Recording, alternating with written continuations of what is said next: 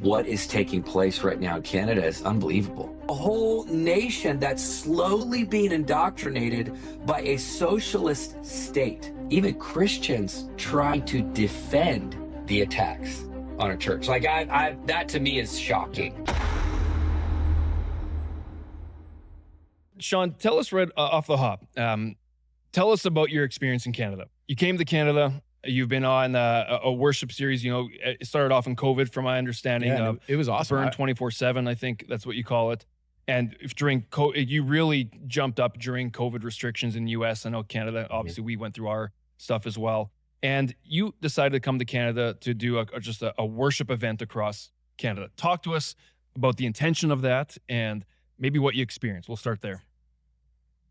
Yeah, I mean, first of all, I've been coming to Canada for 20 years. Okay. So I've been doing ministry all across the nation, so many different provinces and cities. And I've really just grown to love the nation of Canada. I love God's promises over it. I love the people.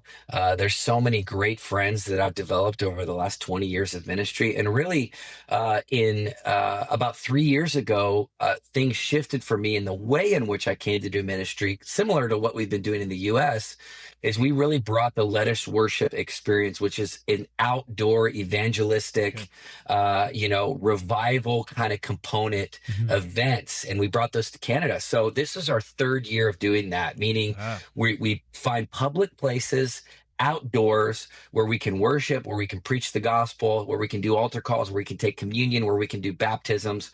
And so we have a 2-year-long history of gathering thousands of people. Really, even the last year we came, it was probably our biggest years yet. We did 4 cities across Canada and 4 different provinces, and thousands of people every single night. So the Lord really burned in my heart about coming up there again this year, but actually going coast to coast. Because on your coat of arms and engraved into your capital city is from sea to sea, that Christ will have dominion from sea to sea. So we wanted to take kind of this revival train, start on the very East Coast in the Eastern Gate, and go all the way across the nation, which is insane, because it's a big country. Yeah. And so it's a lot of different time zones, a lot of regulations. Of course, you got the tariff situation, you got expenses, logistics. And so we secured 11 permits at what I think are some of the most iconic venues outdoors across Canada, not having any inkling that we would have the controversy that we've stepped into. So I share that with you, so people understand that I have a long history of coming up there with no issues, no controversy, no problems, largely received. And for whatever reason this year, man, the enemy hated it. And, it started with the, leftist crazy protesting in Halifax over our venue there. And one by one, they just started canceling. I mean, you guys kind of covered this story. So, and all of a sudden we have, without trying to, entered into a national conversation that needs to be had on the right to freely worship God. With you mentioned, I think you said 11 secured permits. So these weren't waiting for a response or you just apply. These are ones that secured, according to you guys and them. You had the venue you were planning on going, and then they were canceled. What was the communication as to why they were canceled?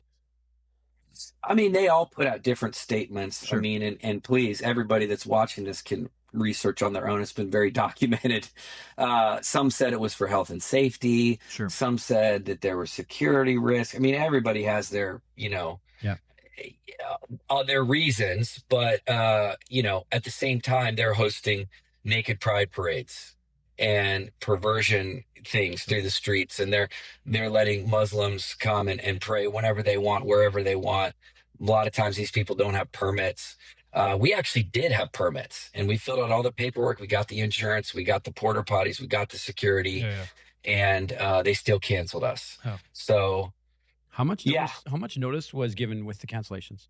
Because like obviously, I imagine that would massively affect your logistics, your planning, your Yeah, accommodation. so we have a Canadian team Yeah. that has just been investing really, I mean, months and months of time into all this, and the amount of logistics and the amount of red tape and that they've gone through, so they could be more accurate with the timeline. But it was all canceled pretty quickly.